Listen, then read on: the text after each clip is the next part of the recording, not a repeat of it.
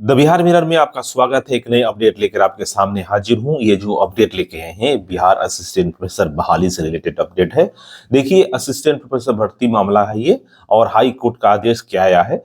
और इस रिलेटेड मैंने ऑलरेडी एक वीडियो पहले ही बना दिया था कि किस तरह से बिहार राज्य विश्वविद्यालय सेवा आयोग की नियुक्ति जो हुई थी 2020 में, तो उसमें 132 मामले चल रहे थे हाई कोर्ट में। उसको मर्ज करके एक जगह सबको करके हाई कोर्ट ने सुनने का आदेश दिया है, जिसका डेट 2 फरवरी को दिया गया है। तो उस पर मैंने वीडियो बनाया था।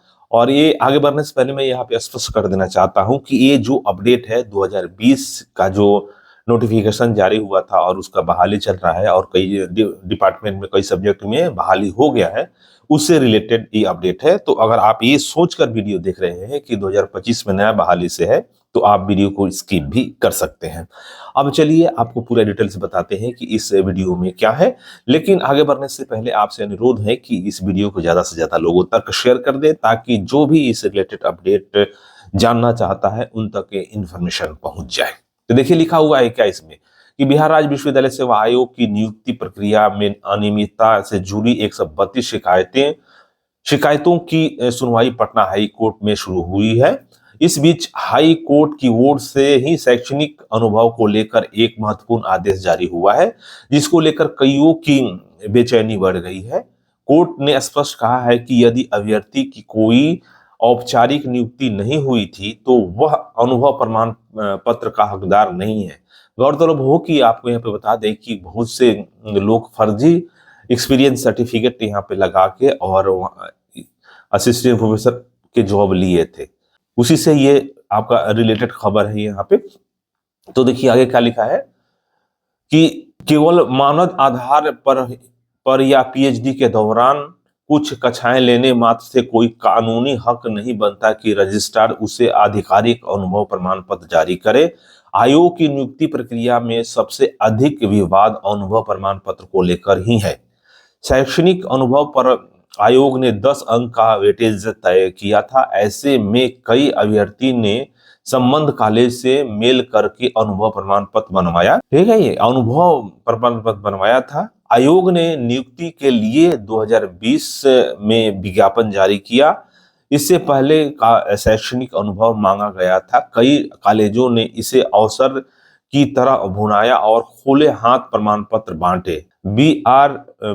बिहार विश्वविद्यालय के संबंध कॉलेजों ने उस अवधि का शैक्षणिक अनुभव भी दे दिया जब उसकी खुद ही मान्यता नहीं थी। यह भी अजीब संयोग है कि कॉलेज से 11 अभ्यर्थियों को अनुभव प्रमाण पत्र दिया गया, जिसमें 8 असिस्टेंट प्रोफेसर बन गए। तो देखिए कितना बड़ा ये घोटाला है, गड़बड़ी है, अनियमितता है कि जिस कॉलेज की मान्यता ही नहीं मिली है उस कॉलेज ने आपको दे दिया है 11 लोगों को अनुभव प्रमाण पत्र। वहीं एक अभ्यर्थी की नियुक्ति पेंडिंग है। कॉलेज करीब 2 दशक पुराना है, लेकिन आज तक मानक पूरी नहीं कर सका। 1 दशक पहले तक कॉलेज सरकारी आदेशों के विपरीत बगैर मान्यता के ही विद्यार्थियों का नामांकन भी लेने के लिए चर्चित रहा। छात्र हित में विभाग ने 2 सत्र का अस्थायी संबंधन दिया। वहीं विभाग की सख्ती के बाद 2 सत्र के छात्र छात्राओं की परीक्षा के लिए अंगीभूत कॉलेज से टैग कर रजिस्ट्रेशन कराया गया।